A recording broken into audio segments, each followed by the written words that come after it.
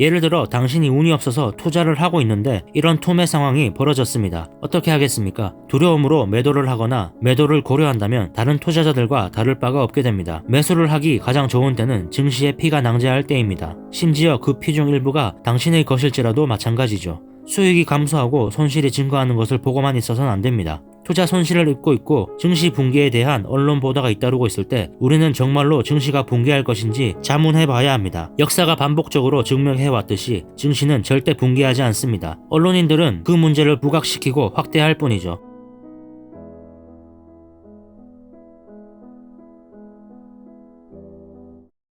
7장 주식 언제 매수해야 하는가? 존 템플턴이 살아오면서 늘 반복적으로 언급했던 격언이 있습니다. 매수하기 가장 적절한 때는 바로 거리에 피가 낭자할 때다. 가장 좋은 매수 기회는 위기가 닥친 후 증시에 투매 현상이 있을 때라는 말입니다. 증시의 관점에서 볼 때 2001년 뉴욕에서 발생한 9.11 테러는 금융시장에서 지난 수세기 동안 발생했던 수십 건의 다른 사건들과 별반 다를 바가 없었습니다. 박인헌터는 주식이 내재 가치와 무관하게 투매될 때 거기에 엄청난 기회가 있다는 사실을 알고 있습니다. 매도자들이 두려워하는 위기의 정점에서 투자를 해야 큰 수익을 올릴 수 있죠. 경제 위기가 과대평가될수록 훨씬 더 큰 기회가 주어집니다. 그 전략의 핵심은 다음과 같습니다. 먼저 가격이 급락하거나 내재 가치보다 낮은 주식을 찾습니다. 아니면 잘못된 판단으로 주가가 급락하는 상황을 기다립니다. 장기적으로 문제가 없지만 일시적으로 어려워지는 상황을 찾는 겁니다. 그리고 박앤헌터는 전망이 좋을 때가 아니라 전망이 좋지 않을 때 매수해야 합니다. 모든 투자자들이 투매를 할 때까지 침착하게 기다릴 수만 있다면 저가 주식을 얻을 수 있는 기회가 생기죠. 이 사실만 안다면 당신이 경험이 많든 그렇지 않든 상관없습니다. 장기적인 투자 계획을 가지고 있다면 1987년과 같은 붕괴에 큰 수익을 올릴 수 있었을 겁니다. 스테디와 와이즈라는 두 사람의 사례를 보죠. 두 사람은 1987년 10월 주식 투자를 하기로 마음먹었습니다.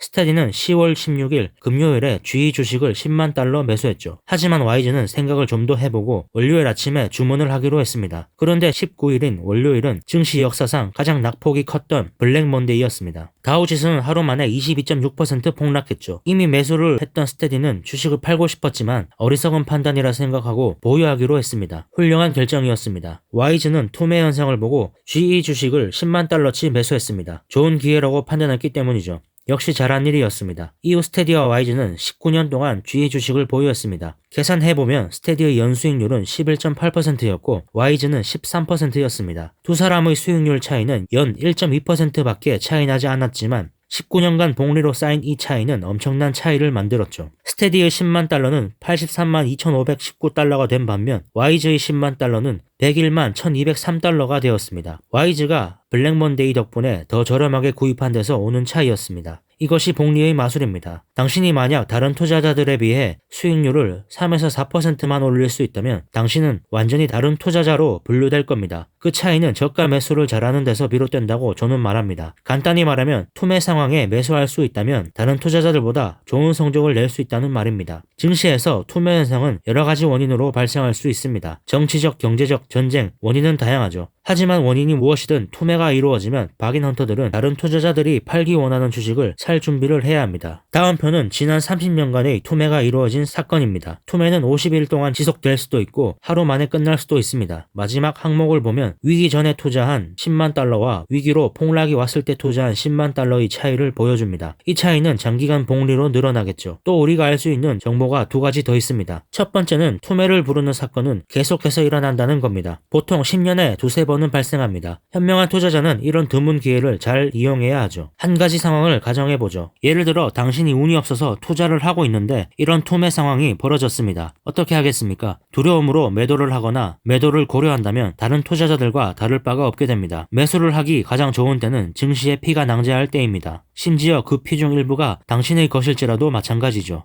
수익이 감소하고 손실이 증가하는 것을 보고만 있어서는 안 됩니다. 투자 손실을 입고 있고 증시 붕괴에 대한 언론 보도가 잇따르고 있을 때 우리는 정말로 증시가 붕괴할 것인지 자문해 봐야 합니다. 역사가 반복적으로 증명해 왔듯이 증시는 절대 붕괴하지 않습니다. 언론인들은 그 문제를 부각시키고 확대할 뿐이죠. 1962년의 공황인 블루 먼데이 때 언론들은 1929년의 대공황과 비슷하다고 말했습니다. 또 1989년의 투매 때는 1987년이 다시 온다는 기사를 실었죠. 언론은 언제나 투자자들의 두려움을 증폭시켜 왔습니다. 그러나 이런 상황은 박인헌터들에게는 기회입니다. 언론의 보도로 투자자들은 겁을 먹고 주식을 팔아 결론적으로 주가는 급락할 겁니다. 언론은 결국 저가 주식을 찾는 사람들을 도와주고 있는 셈입니다. 다수가 팔 때 사면 이점이 있음에도 불구하고 그렇게 하기 위해서는 용기가 필요합니다. 간단한 일이라고 생각할지 모르겠지만 다수와 다른 길로 가는 것은 쉬운 일이 아니죠. 다수와 함께 행동하는 게 훨씬 쉽습니다. 하지만 다수와 함께 행동하는 것은 그저 평범한 길을 가는 것일 뿐입니다. 역사적으로 훌륭한 지도자가 누구냐고 물으면 사람들은 위기를 잘 극복한 사람을 말합니다. 정치, 스포츠, 사업 등도 비슷하죠. 사람들은 어려운 시기에 그가 한 행동으로 그를 평가합니다. 투자 역시 마찬가지입니다. 위대한 투자자들은 강세장이 아니라 약세장에서 더 큰 수익을 올렸죠. 그러기 위해선 확신과 용기가 필요합니다. 투자자가 위기를 이겨내는 유일한 방법은 스스로의 능력을 믿고 자신의 행동이 옳다는 확신을 가지는 겁니다. 그래야지 주가 급락 사태가 있을 때 불안해하지 않고 매수할 수 있죠. 저는 매수 결정을 미리 내려놓았습니다. 예를 들어 어떤 훌륭한 기업의 가격이 내재 가치와 비슷한 상태라면 $60로 떨어지면 매수하겠다는 결정을 미리 해놓는 겁니다. 증권사에 미리 지시해 놓을 수도 있죠. 매수를 결정하기 가장 적절한 때는 두뇌가 명상할 때입니다. 위기가 와서 주가가 급락하면 정확한 판단을 내리기 어려워질 수도 있기 때문이죠. 여기서 중요한 것은 주가가 하락했다고 무조건 사서도 안 된다는 겁니다. 고평가된 기업의 주가가 조금 하락했다고 저가 주식이라고 할 수는 없기 때문이죠. 즉 사전 분석을 잘 해놓아야지 진짜 위기가 왔을 때 사야 할 주식과 그렇지 않은 주식을 잘 고를 수 있다는 말입니다. 사전 분석을 할 때는 기업이 위기에 어떻게 운영될 것인지 알아봐야 합니다. 먼저 부채가 얼마나 많은지 확인해야 하죠. 여기에 존이 사용한 부채를 확인하는 몇 가지 방법을 소개하겠습니다. 먼저 부채 대 자기자본 비율입니다. 부채 대 자기자본 비율은 단기부채 더하기 장기부채 나누기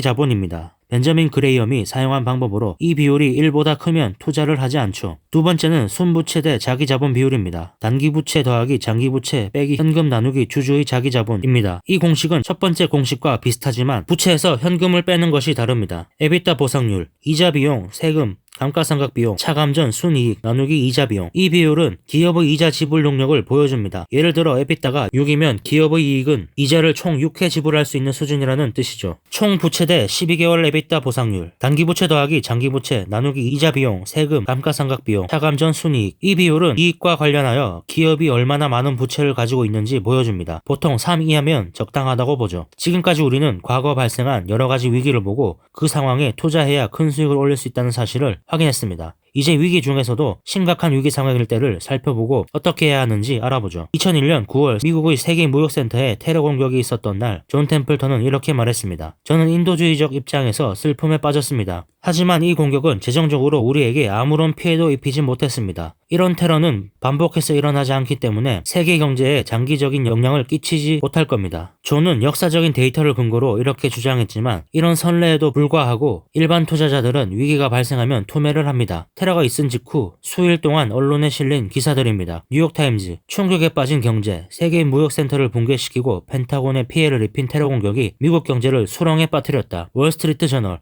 테러 공격으로 위기에 처한 경제, 테러로 세계 경제가 침체에 빠질 위험에 처했다. 미국에 대한 공격으로 흔들리는 아시아 경제, 미국에 대한 공격으로 흔들리는 유럽 경제, 이코노미스트, 숨죽인 경제, 미국에 대한 테러로 미국 자본주의의 상징이 붕괴되었다. 언급된 기사들의 제목과 내용을 보면 당시 언론들은 모두 최악의 경기 침체를 예상했습니다. 최초의 상황이었기 때문이죠. 물론 각각의 위기는 다소 다르게 보일 수 있습니다. 예를 들어 일본이 진주만을 공습한 날을 보면 역사적으로 그와 같은 사례가 없었죠.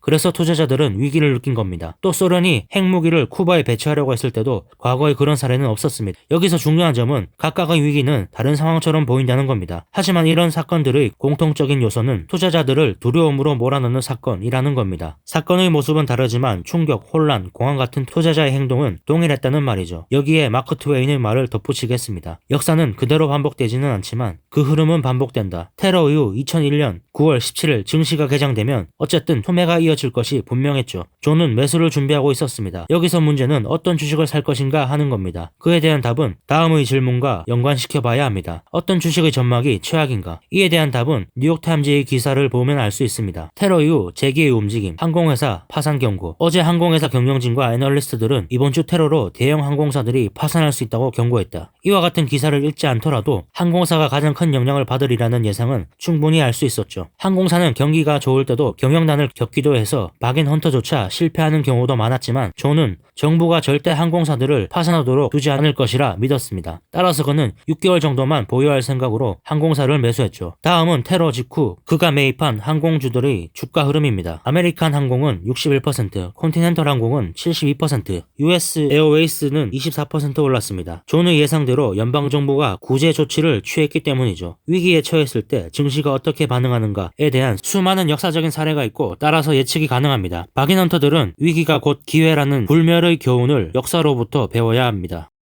위기가 곧 기회임을 인식하라. 대부분의 투자자들이 두려움 속에서 매도할 때 매수하라. 증시가 급락할 때에는 스스로에 대한 확신과 용기가 필요하다. 복리의 힘을 무시하지 마라. 주식을 매수하기 가장 좋은 시점은 증시에 피가 낭자할 때다. 약세장에서 승부를 걸어라. 위기를 이겨내는 유일한 방법은 스스로 능력을 믿고 자신의 행동이 옳다고 확신하는 것이다. 매수를 결정하기 위한 가장 적절한 타이밍은 자신의 판단이 사사로운 일에 영향을 받지 않을 때다.